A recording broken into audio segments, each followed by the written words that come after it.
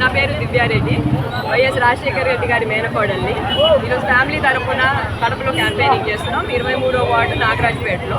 ఇక్కడ 3 రోజుల నుంచి కడపలో తిరుగుతూ ఉంటే ఇక్కడ జరిగిన డెవలప్మెంట్ చూసి చాలా ఆనందంగా ఉంది.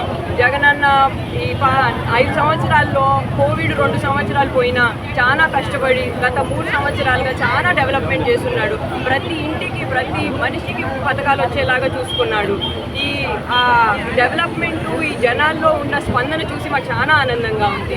ఇక్కడ కడప చూస్తుంటే వరల్డ్ క్లాస్ సిటీ లాగా ఉంది.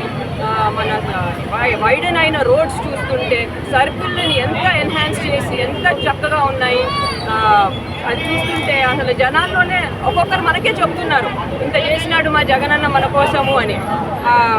ప్రీవియస్ రాజశేఖర్ మామ ఉన్నప్పుడు మనం చూసిన డెవలప్మెంట్ ఇది. రాజశేఖర్ మామ పోయినాక వేరే గవర్నమెంట్ వచ్చి అంతా పాడు చేసేసింది. మామ చేసిన మంచి పనులు కూడా అన్ని నాశనం చేసింది.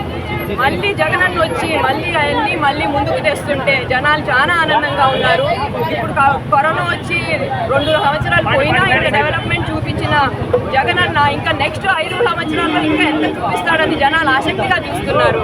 తండ్రికి మించి తనయుడుగా తీర్చిదిద్దారు మన రాష్ట్రాన్ని, కడపని. ఎస్పెషల్లీ ఇక్కడ వచ్చిన ఇండస్ట్రీస్ డిక్సన్ కానీ సెంచురీ కానీ ఎంతమందికో ఉపాధి కల్పిస్తూ ఉంది. వచ్చిన విద్యా సదుపాయాలు అయితే చాలా వరల్డ్ క్లాస్గా ఉన్నాయి. మన రిమ్స్ ఫెసిలిటీస్ ఎంత ఎక్స్పాండ్ చేస్తున్నారు. సూపర్ స్పెషాలిటీ హాస్పిటల్ అయితేనేమి, క్యాన్సర్ హాస్పిటల్ అయితేనేమి, LV Prasad institute, Pushparaj eye institute వచ్చినాయి. ఇక్కడ మెడికల్ ఫెసిలిటీస్ ఇంటికి అందుతున్నాయి.